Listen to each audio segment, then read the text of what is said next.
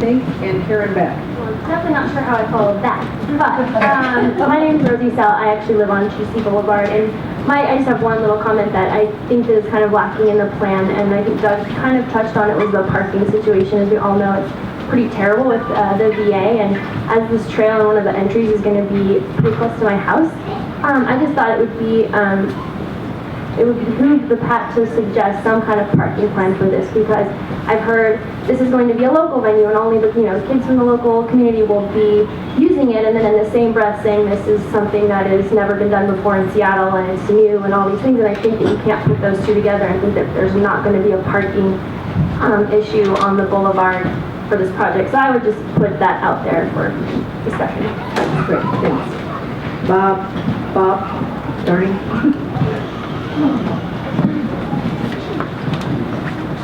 Downing, Sorry, I'm sorry. It's okay.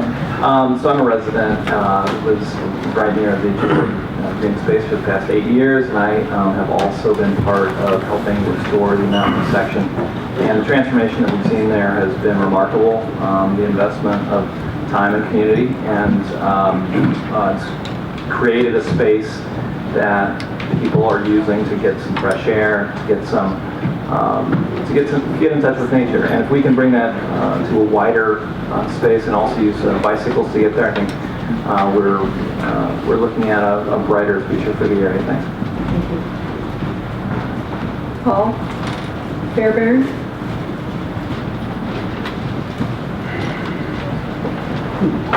Hello, I live at New Vista. I've spoken before, and I don't want to be a broken record. But Can you sit a little closer to the mic? Thank you. sorry, I wish not to be a broken record because I've said many things before. But I really think it's important. If you look at the map, you see a fairly dense neighborhood on the bottom, and we're surrounded like a crescent by this beautiful green space. We don't need cross trails, we need community connector trails to connect the two communities together so we can have an exchange. I love mountain biking, but I'm not a mountain biker. I'm not really good, and I'll fall off and hurt myself.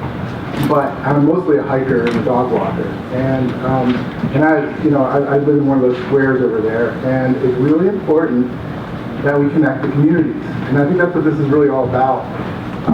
Some of the initial comments on the 2003 vegetation management plan were generated from people who are afraid of having that community connection and afraid of the people that live at the bottom of the hill.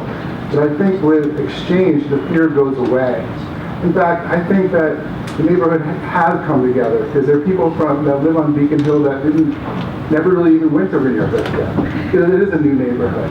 And so I see this project in the context of two things. It's a city coming together, in the woods and creating new friends, which I have, number one. And number two, a new generation of people moving into the valley with young families who want their kids to have access to the woods. You see the people who speak, family after family, who want their kids to be in the woods. This is not an evil plot from REI that's commercialized space. No. It's people who, I grew up in the woods. A lot of other people had access to the woods. I got to go hiking. We want the same for our kids. Thank you. Karen Beck, and then Mira Lesizek and Mark Holland.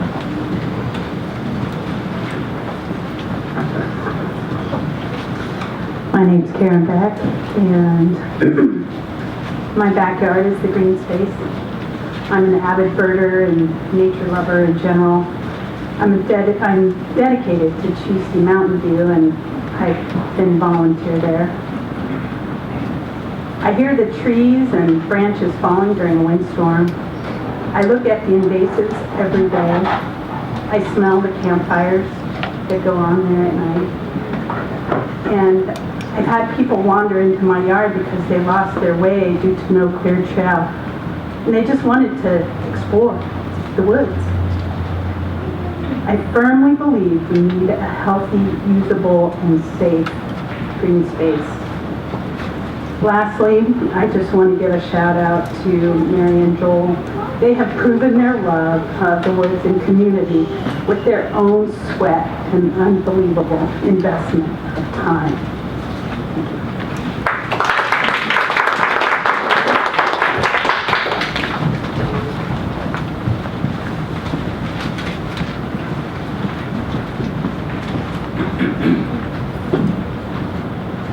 Good evening. Before I make my comments, I printed out a petition on change.org for a foot traffic only policy in Cheesty Green Space. There are over 400 signatures, almost 500 signatures on this petition. I have printed out a copy for each of the PAT members and for Parks, and I will be emailing this to you, and I would like you to add this to the website as part of public testimony. This process has been flawed because there have not been options presented to the PAT in terms of a variety of potential approaches to this. What we've ended up with is a plan with a trail going right through the middle of the forest. Now, there may be a property line there, but to the creatures, to the wildlife living there, it's in the middle of the forest, and that is not what this was intended to be. In terms of, I keep hearing people commenting about the incredible crime in Cheesty Forest. If there is crime, then that needs to be one of the criteria that you are monitoring. You need a baseline for crime. So somebody needs to go out and put together the information on what the crime has been over the past 10 years, or whatever the time period is, in this area, and we need to monitor if it increases or decreases. I've been told that having a mountain bike trail is going to cure this crime. So let's see if that actually is. This is a pilot project, so let's find out whether that's actually going to happen. I actually think that there's another place that's much more suited for this, which is the jungle along the east side of Beacon Hill. That area has a lot of crime. I looked on the SPD blotter today, and there are multiple stories of crime in that area, continuing crime. So if we're going to be reducing crime with a mountain bike trail, then we need to put it in a place that actually is known for having crime. Time's up. Mark Holland, and then George Robertson and Mary Dijon.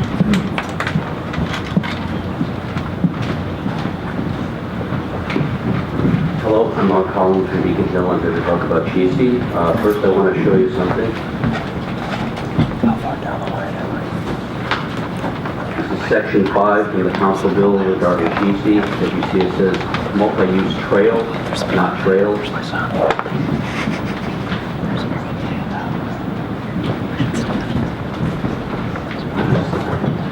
Remember it? Okay, Cheesty is not Duthie Hill. Cheesty is 57 acres surrounded by a dense urban environment. Duthie is 135 acres out of a 3,000 acre wilderness. In Duthie, the animals have other places to go. In Cheesty, there will be no other place for them to go. The deer in Cheesty are already gone. Nobody's seen them this year, and coyotes seem to be missing as well. What is social justice? Many communities have weedy forests nearby. Is Cheesty only social justice because it is in southeast Seattle? What about weedy forests and bike parks in wealthy white neighborhoods? Is that social injustice too? Cheesty is about social justice, all right, but it has nothing to do with a bike park. I saw Bruce Harrell speak recently, and he talked about his time at the City Light, that he was trying to figure out why there were so many light poles out in southeast Seattle and not in whiter neighborhoods. And he figured out it was because it's a complaint-based system. That's how they fix light poles in the city. And he got thinking about that, and he figured out that, you know, people in Southeast, people in diverse communities, they don't complain as much. You know, we're very tolerant down here. It makes it a great place to live. But it also means that it makes us a target for people who would like to take advantage of that weakened political power that is part and parcel of living in a lower income diverse community like Southeast Seattle. We follow the bike park social media, and I remember one comment I saw, I think it was Twitter, really struck me from Beacon Bike Park. It said, we have to go after communities with low resistance so that we can do West Duwamish next. Time's up, Mark. I give the rest of my time to Mark. We can come back if somebody's gonna give me, are you George? Yes. Are you George Robertson and then Mary Dijon?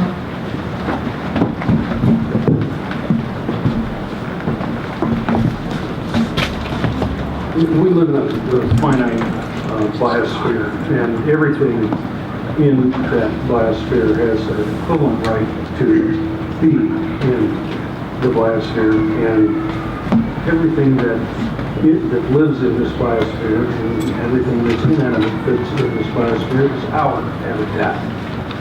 Cheesty Forest is one of the scarce, relatively wild habitat areas in the city of Seattle. There are few things in the city of Seattle that are as scarce as that. It is certainly true that there are thousands of places in the city of Seattle where a bike facility like this could be placed that would damage the city far less than the removal of one of our relatively wild habitat spaces, simply because they are so scarce.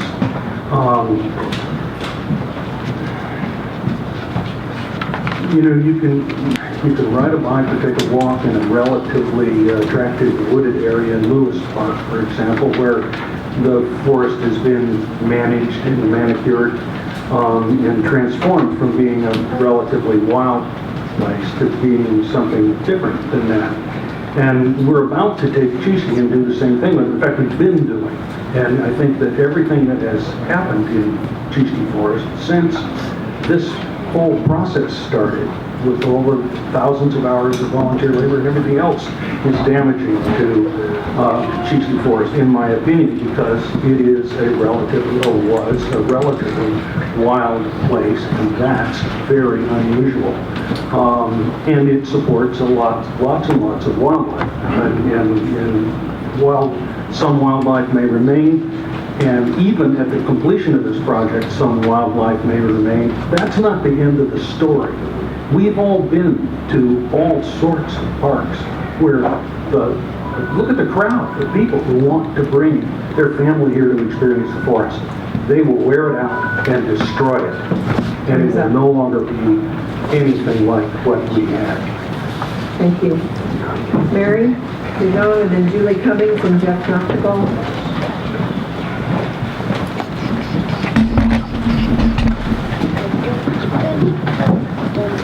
My name is Mary DeYoung, and I thank each of you for the time that you've had the past few months working on this project.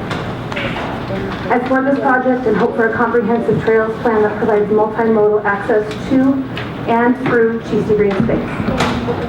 Why? Because we are meant for relationship with the earth and with one another. How do we do this in the fastest growing city in the nation? Number one, through reclamation. We were discontented as neighbors with the status quo of our neighborhood green space, excuse me, and desired this woodland park to be brought back into the social fabric of our community. Number two, through restoration. Through forest restoration, best management practices, we are removing invasive species and planting thousands of native plants and trees, which increases the tree canopy and positively affects the habitat and ecological utility of the space. Number three, through reimagination. This land has the potential to connect and curate community, both to land and with one another. Through these practices, people are cultivating their connection to place and strengthening social cohesion through action. What can we do to achieve these goals?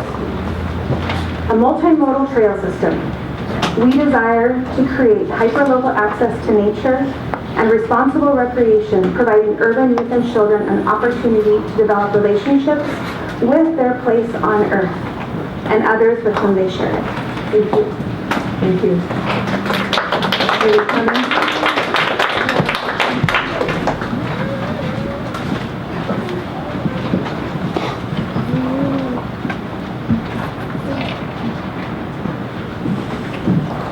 Hi, Hi, my name is Julie Cummings. I'm a 30-year resident of Beacon Hill. I live down the street from Mountain View, and I helped to save that property many years ago.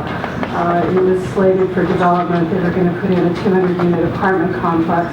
Fortunately, we were able to get a delay in that project by asking for an environmental impact statement. During that time, the voters were asked to vote on an initiative that would fund purchasing of green space to keep it wild. And so it all thankfully fell into place. And so it was one of the first properties that was purchased with that money. So when I voted for that, I voted to keep it wild. That's exactly what we were trying to do, is we were trying to save it in perpetuity for the future generations. Not to touch it, but as a wildlife preserve. I don't understand why this path has even been continuing to meet. It's been a complete violation of what the city council asked for. And as a taxpayer, I feel really offended that this has continued without following what the city council asked for. As for the proposed mountain bike trails, though in violation of what the city council asked for, it appears to be poorly thought out. The proponents have emphasized it's for children, and I agree, we need great places for the children to go. It's just not here, not when this has been, preserved with the intention of keeping it wild. As others have said, there are other alternatives that would be better. Even, let's see, I think it was Melissa Seaman at the meeting that we had with the Urban Forestry Department said this would not make a very good mountain biking trail. One second, thank you. Jeff Knoxville. And then we'll go to Christina Gallman and Emma Zeman and Susan Zeman. Jeff? Yes, thank you. Let me start by saying thank you, PAT members, for asking tough questions and listening a lot. Wherever this project ends up, where it goes, I believe that you have helped it make it stronger and hopefully more successful. I'm sure more successful. I'm certain of making it more strong. And I hope, well, let me leave it at that. Thank you very much for your time. I appreciate that. I'm going to speak for myself and my family. A lot of people here have spoken eloquently about groups of people who I think they can speak better to that issue than I can. But I thought I'd relate a brief experience that I had 2 nights ago on Tuesday when I walked up Cheesty at Mountain View, the completed trail system in the park. And I sat at the top for about 20 minutes with an expert bird watcher who pointed out a couple of Buick wrens twittering around in the woods right there at 27th and Angeline. And these are 2 birds that I certainly would never have seen or experienced if it were not for trails or access. This area 2 years ago was covered in blackberries, 15 feet tall. I certainly never would have seen those birds or learned of them. These are Buick wrens, not like the car, but like the bird. I looked it up after I heard this. So it's a very small experience. I'm an avid hiker. I expect to hike on the trails in both sides of the Cheesty green space. Quite often, I expect to mountain bike. Sometimes, I expect to teach my 2 young sons to ride their bikes on dirt trails as much as possible, and I simply expect to bird watch more often, and I look forward to doing that. And again, I thank you for asking questions that will make this a stronger project and preserve all of the good things about the Cheesty green space that we all want and appreciate. Thank you. Thank you.